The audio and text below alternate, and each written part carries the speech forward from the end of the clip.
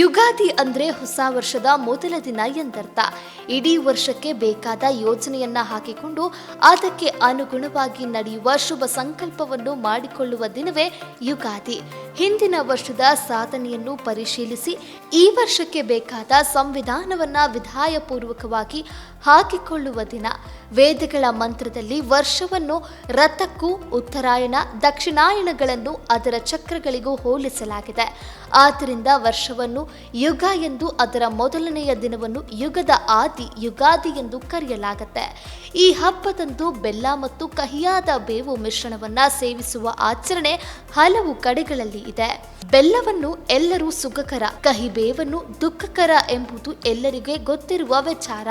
ಜೀವನವು ಕ್ಷಣಕಾಲ ಉರಿದು ನಾಶವಾಗುವ ಮೇಣದ ಬತ್ತಿಯಲ್ಲ, ಸಂಪೂರ್ಣ ಸುಖ ಮತ್ತು ದುಃಖದ ನೆಲೆಯೂ ಅಲ್ಲ. ಪ್ರಕೃತಿಯ ಕತ್ತಲು ಬೆಳಕಿನ ಚೆಲ್ಲಾಟದಂತೆಯೇ ಸುಖ ದುಃಖ, ಶೀತ ಉಷ್ಣ, ಲಾಭ ನಷ್ಟಗಳಿಂದಲೂ ಬದುಕು ಕೂಡಿದೆ. ಇವುಗಳ ಸಂಕೇತವೇ ಬೇವು ಬೆಲ್ಲ.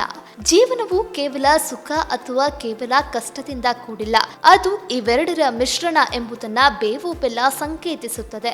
ಬೇವು ಜೀವನದಲ್ಲಿ ಬರುವ ಕಷ್ಟ, ನೋವು ಮತ್ತು ಸವಾಲುಗಳ ಸಂಕೇತವಾಗಿದ್ರೆ, ಬೆಲ್ಲ ಜೀವನದ ಸಂತೋಷ, ಯಶಸ್ಸು ಮತ್ತು ಸುಖದ ಸಂಕೇತ.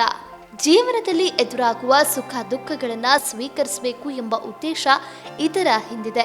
ಬೇವು ಬೆಲ್ಲ ವೈದ್ಯಕೀಯ ಗುಣಗಳನ್ನು ಹೊಂದಿದೆ. ಬೇವಿನ ಎಲೆಗಳನ್ನು ಸೇವಿಸುವುದರಿಂದ ಸರ್ವ ಅನಿಷ್ಟಗಳು ನಾಶ ಆಗುತ್ತದೆ. ಮಾನವ ವಜ್ರದೇಹಿಯಾಗಿ ಸಂಪತ್ತು ಉಂಟಾಗುತ್ತದೆ, ಆಯಸ್ಸು ವೃದ್ಧಿಯಾಗುತ್ತದೆ ಎಂದು ಆಯುರ್ವೇದ ಹೇಳುತ್ತದೆ.